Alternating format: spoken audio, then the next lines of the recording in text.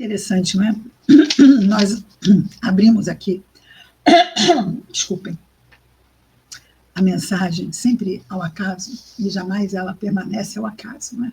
Ela tem sempre uma ligação, e hoje não, no texto, e hoje não é diferente. Aqui nós vimos, não é? Que Emmanuel cita quando Jesus está para partir, não é? A sua partida no sofrimento da cruz, para nós, um grande sacrifício. E no término de sua missão sublime, deu-lhe a morte na cruz, entre ladrões, com o abandono dos amigos, sob perseguição e desprezo, assim revendo a mensagem, para que as criaturas aprendessem o processo de sacrifício pessoal como garantia de felicidade. Vamos ver aqui o que vai acontecer nessa passagem que vamos começar hoje aqui, Lucas, capítulo 22, versículo 39, ok? No Getsemane. Nós estamos exatamente na semana que culmina com a crucificação. Lá no domingo, na sexta-feira da paixão, e depois a ressurreição que se dá no domingo. Não é? E antes disso, nós já passamos aqui pela última ceia, não é? E vamos ter aqui no versículo 39, e o Getsemane é um jardim, um monte, né? Um monte das oliveiras, onde Jesus costumava ir orar quando estava em Jerusalém. E aqui temos, após sair, segundo o costume, foi para o Monte das Oliveiras, e os discípulos o seguiram, aqueles que estavam com ele, os seus apóstolos. Chegando ao lugar, disse-lhes, orai para que não entreis em tentação. Não é isso que temos? Ele sempre diz o quê? Vigiai e orai para não cairdes em tentação. Antes de cairmos em tentação, entramos na tentação, não é? Damos a ela espaço em nós. São as nossas fraquezas. E é muito interessante que o nosso Haroldo Dutra Dias, que fez a tradução, não é, dessa versão aqui da FEB, hoje em dia não sei quem edita, se é a FEB, acho que é. Mas ele diz no seu comentário, no item 1, falando sobre esse termo, ele diz assim, não sucumbam à tentação, seria não cair em tentação. Em português, costumamos dizer, não entra nessa. Então, ele usa aqui um termo coloquial nosso para nos dar o melhor entendimento sobre o que é isto, não entrar em tentação. Não entra nessa que é cilada, né? Diríamos isso. Porque a tentação é exatamente o quê? É um ponto em nós que ainda está fraco moralmente. Então, é pura cilada. Né? Pura cilada. Então, no versículo 42... Não, antes disso, nós estamos aqui no 40, em que ele diz, orai para que não entreis em tentação. Vigiai e orai para que não entreis em tentação. Não, e entrando, não cairmos. Não é? No 41, temos... Ele separou-se deles, cerca de um arremesso de pedra. Um arremesso de pedra. Arremesso de pedra não é um arremesso de pedra de Olimpíada, né? Que aquele atleta joga o disco, né? O disco, naquela modalidade olímpica. Não. Arremessarmos uma pedra dá o quê? 1 metro, 2 metros? Não vai, sei lá, 10 metros. Não, pedra. Arremessou a pedra, 2, 3 metros. Se estamos afastados de alguém 2, 3 metros, conseguimos ouvir o que a pessoa diz? Se estamos num cômodo, na porta, e alguém está na janela, geralmente um cômodo tem no mínimo 3x3, não é? A pessoa que está na porta ouve o que a pessoa da janela está falando? Ouve ou não ouve? Ouve. Então ele não foi buscar um local apartado dos discípulos. Ele buscou um local onde eles pudessem ouvi-lo, porque aquilo seria lição. Jesus nunca dá ponto sem nó. E então, tendo posto no chão os joelhos, então Jesus se ajoelha para orar. E ora dizendo, Pai, se quiseres, afasta de mim esta taça, ou este cálice, como quiserem. Contudo, não se faça a minha vontade, mas a tua. E eles ouvindo. Jesus estava preparado, já tinha preparado toda a sua vinda há mais de 1000 anos. A esse momento, ele está pedindo para Deus afastar dele o que já havia sido programado. O maior objetivo era o quê? Deixar ali uma lição. Os apóstolos, que ainda não criam que ele seria preso, morto, né, estavam ainda se apegando àquela esperança de que nada ia acontecer, como disse Pedro, não é? Depois iam lembrar, olha, mas como é que ele enfrentou? Ele pediu a Deus para que esta dor fosse afastada, mas que não se fizesse a vontade dele, mas que fosse feita a vontade de Deus. Essa é uma grande lição para nós, não é? Nós queremos que seja feita a vontade de Deus ou a nossa vontade? Eu quero que seja feita a vontade de Deus, contanto que ela combine com a minha. Claro que eu quero que seja feita a vontade de Deus, mas eu converso com ele. Senhor, olha lá. Tem gente que promete coisas. Olha lá, eu faço isso, eu faço aquilo, me libera o filho, libera. Como se houvessem barganhas com Deus. Não se barganha com Deus. Se barganha? Não. Deus, me libera aí que eu faço isso aqui. Não existem barganhas.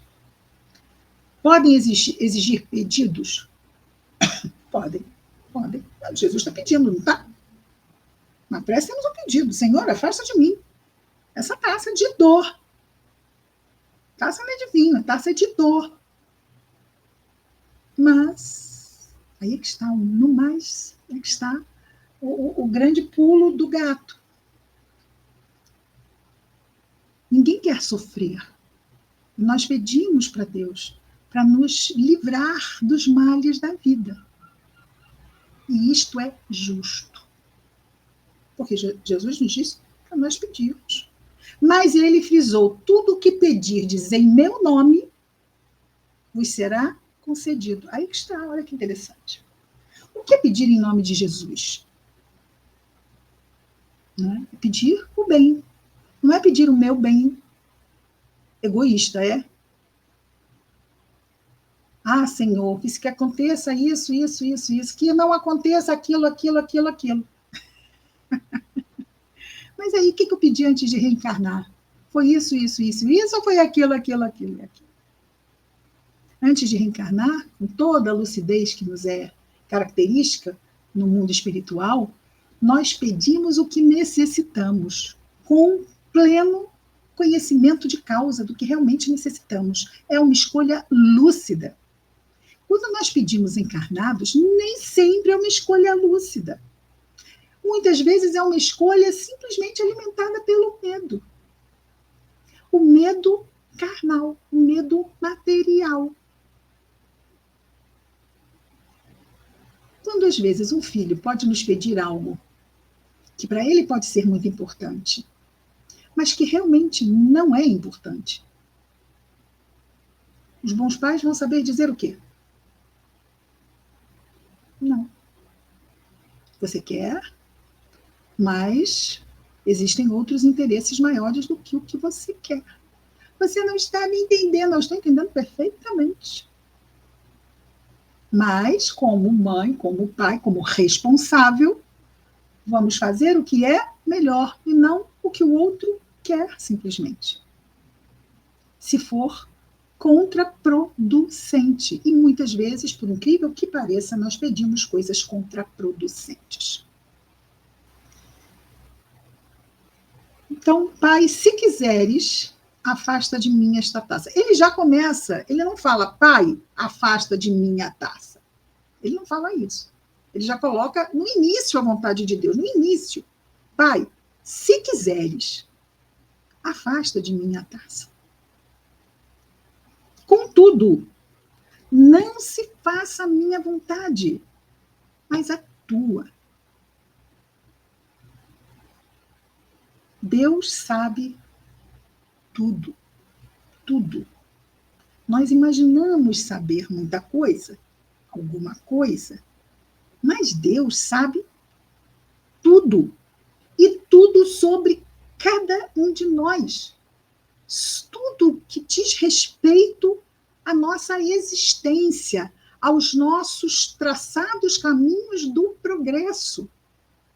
E sendo assim, onisciente, sabendo de tudo, e onipotente, tudo podendo, ele vai fazer o que é melhor para cada um de nós. Ali, ele diz, não é? Diz para os seus discípulos: não entreis em tentação. Tentação é tentar não aceitar a palavra, a vontade de Deus. Ah, mas como é que eu posso ter certeza que é a vontade de Deus? Então eu não devo tentar nada? Não, eu vou tentar. Mas aí, quando não é para ser, a porta não abre. Vocês já viveram isso? Eu quero e não acontece, eu quero e não acontece, eu quero e não acontece. E aí, gente? Aí não acontece, gente. Fazer outras coisas, lá na frente eu vejo como é que fica. Não vou parar a minha vida por algo que efetivamente, nesse momento é não. Acontece também o contrário. O cálice pode não ser algo que eu não queira, mas pode ser algo, como acabamos de dizer, que eu queira, que eu queira muito. Pode ser também um cálice, não pode? Então pode ser algo que eu não queira e não sai da minha vida. Pode ser algo que eu queira, mas não vem para a minha vida. E eu digo, ai, mas eu queria tanto, fulano consegue, ciclano consegue, eu não consigo, Deus não gosta de mim. Deus não me olha, não me cuida. Por quê? Todo mundo tem ou não tem? Todo mundo, né? 2, 3 já virou todo mundo.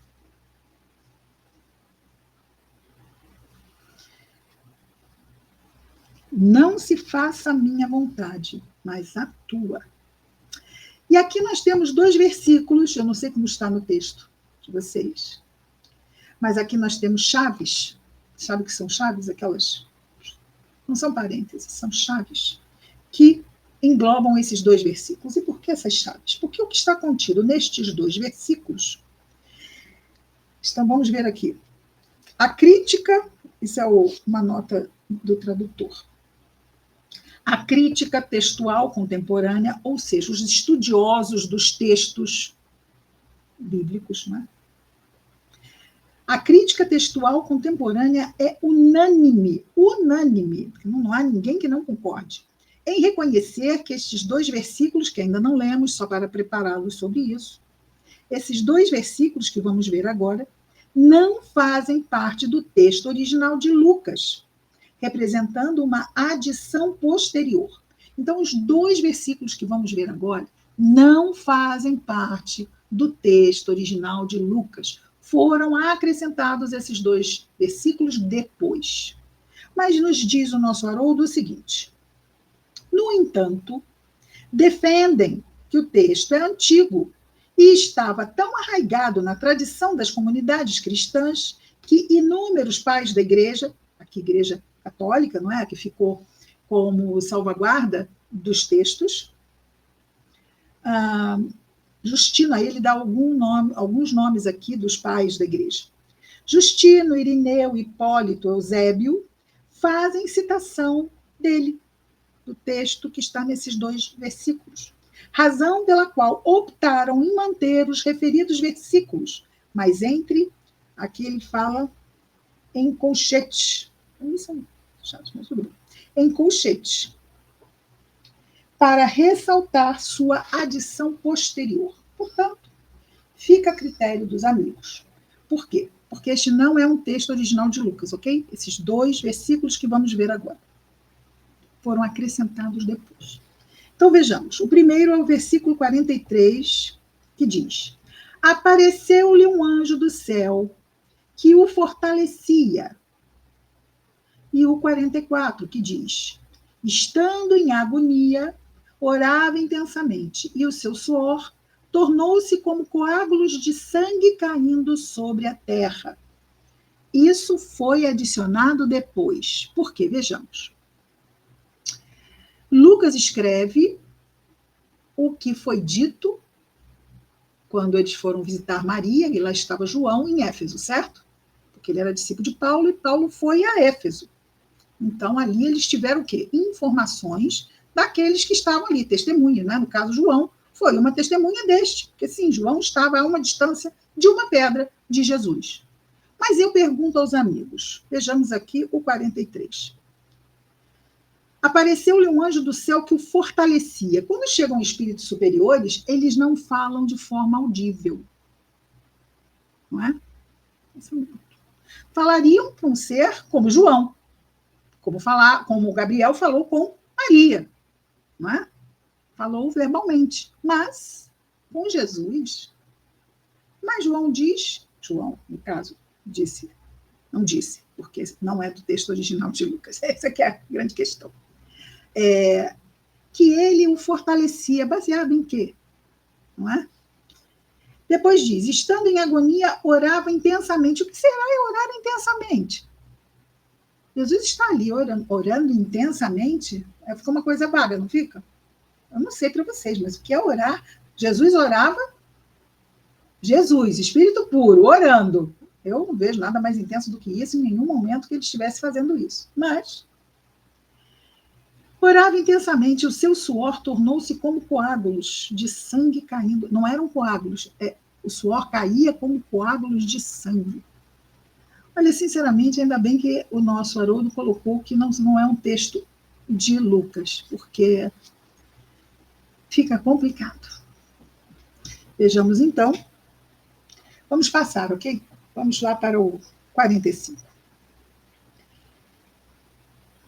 Versículo 45. Então, ficou ok isso que está aqui entre colchetes? Ok? E levantando-se da oração, Jesus dirigiu os seus discípulos e os encontrou dormindo.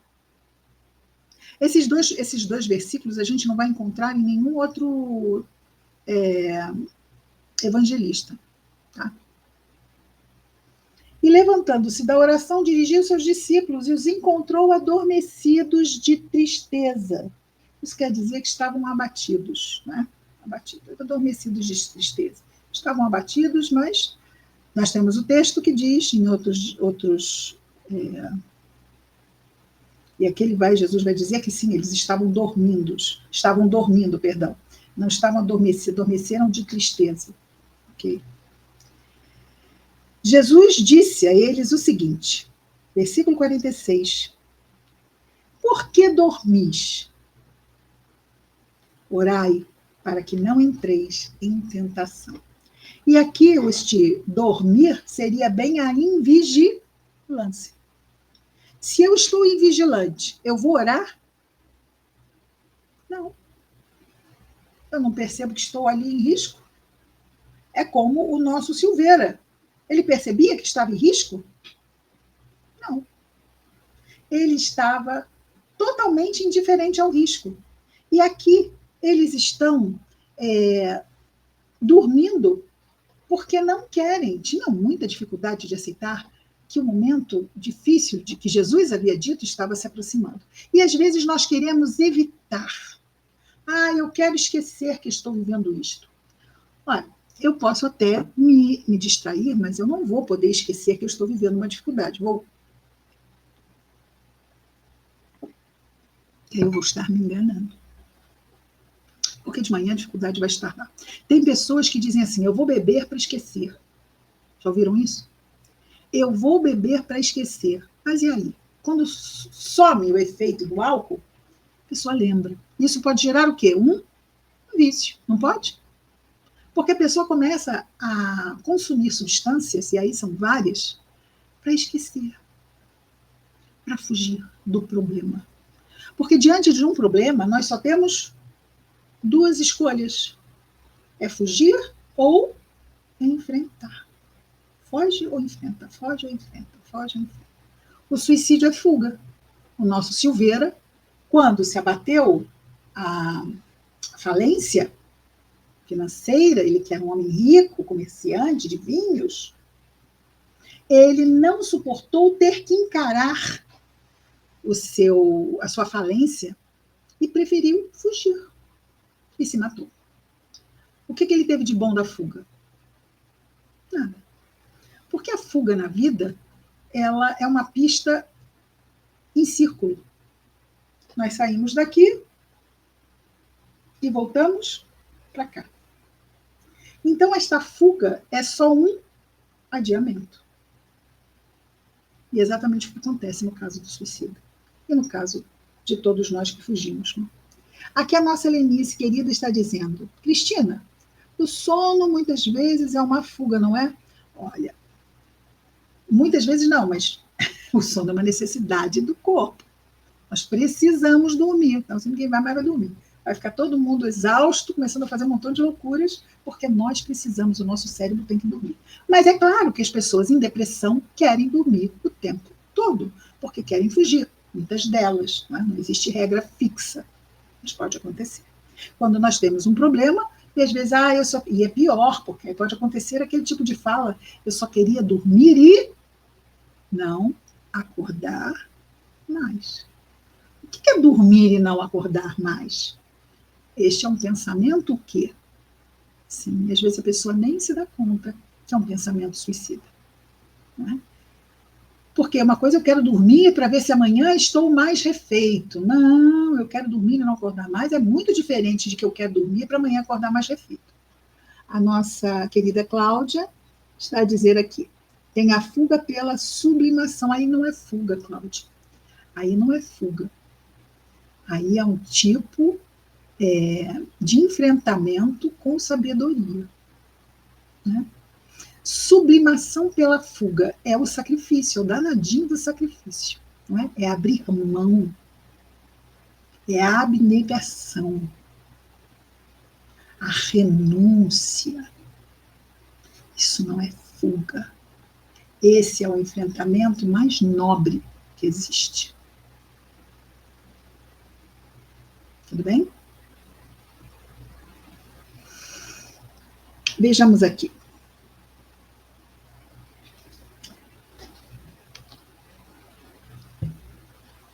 Terminamos essa parte. Por que dormis? Orai. E repete, lá em cima ele disse, orai para que não entreis em tentação. E no final ele diz, por que dormis? Orai para que não entreis em tentação. Tipo assim, eu já disse, fiquem atentos, ficar atento ao vestido. Se eu não estiver atento, as coisas vão acontecer e eu não vou orar. Eu vou estar distraído. E aí estou fugindo e nem pensei em orar. Por quê? Porque eu não estou vigiando, eu só quero fugir. Já, isso aqui está me incomodando. Vamos sair para beber? Vamos, que só às vezes escolhe convidar quem? Não convida um que vai dizer não, né? Que convida, vai lá naquele que fala assim, pô, demorou, vamos lá, vamos lá. Era bom, né? Se perguntasse para alguém que ia dizer assim, claro que não, né? Me sentiram isso, vou sair para beber todas. Vamos fazer outra coisa, vamos passear, vamos tomar um sorvete, vamos conversar, vamos ler uma mensagem. Ai, que coisa chata. Eu quero fugir, não quero juntar nada. Ai, você é chato, deixa pra lá. Aí vai lá para quem? Essa aqui vai sair. Às vezes faz como Silveira, tá ali ouvindo a razão, mas